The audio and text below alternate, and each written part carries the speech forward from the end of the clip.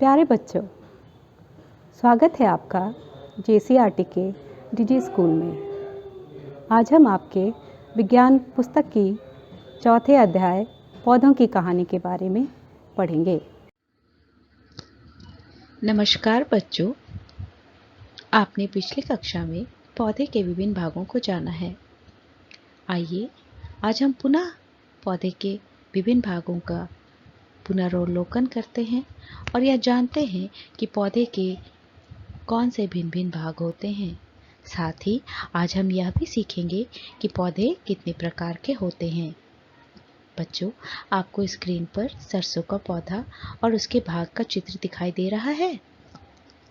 हमने चित्र के माध्यम से यह जाना कि पौधे के मुख्य भाग जड़, पत्ती, तना, फूल और फल होते हैं।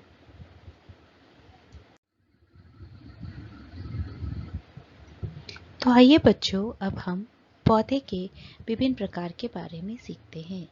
पौधों को उनके तनों के आकार के आधार पर 3 भागों में बांटा जाता है। पौधे के 3 प्रकार होते हैं, पहला साग, दूसरा झाड़ी और तीसरा वृक्ष। आइए अब हम सबसे पहले साग की विशेषताओं के बारे में जानते हैं। शाक, हरे कोमल तने वाले पौधों को शाक कहा जाता है। यह सामान्यतः छोटे होते हैं और इनमें शाखाएं नहीं होती। उदाहरण के लिए विभिन्न प्रकार के साग के पौधे, जिनका उपयोग हम अपने दैनिक जीवन में आहार के रूप में करते हैं। दूसरा उदाहरण है झाड़ी।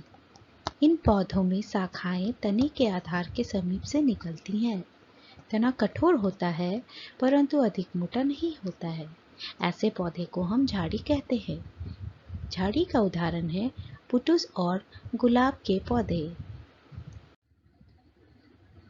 पौधे का तीसरा उदाहरण वृक्ष है।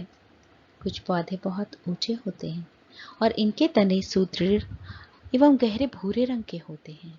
इनमें शाखाएं भूमि से अधिक ऊंचाई पर तने के ऊपरी भाग से निकलती हैं। इन्हें हम वृक्ष के नाम से जानते हैं। बच्चों, आपने अपने घर के आसपास और विद्यालय में कई तरह के वृक्षों को देखा होगा। आप उनकी एक सूची बनाकर विभिन्न तरह के वृक्षों के नाम लिख सकते हैं। इनके अलावा कुछ पौधों के तने कमजोर होते हैं। ये सीधे खड़े नहीं हो सकते और भूमि पर फैल जाते हैं।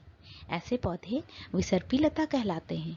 आपने अपने घरों में सजावट के लिए बोतलों में मनी प्लांट को लगाया होगा। यह विसर्पी लता का उदाहरण है। साथ ही बच्चे, आप अपने घर के आसपास कुछ ऐसे भी पौधों को देखते हैं जो किसी ढांचे या पौधे की सहायता से ऊपर बढ़ जाते हैं।